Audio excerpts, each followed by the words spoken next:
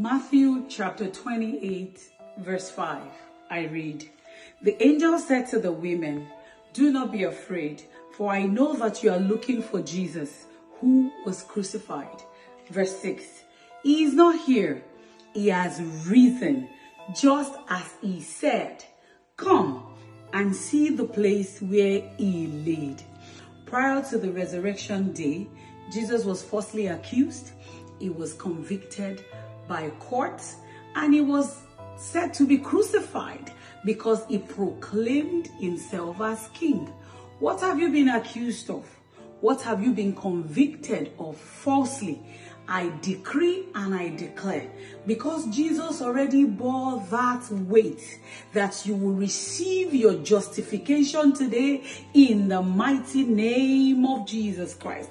If you believe, say amen in the comment section. Blessings.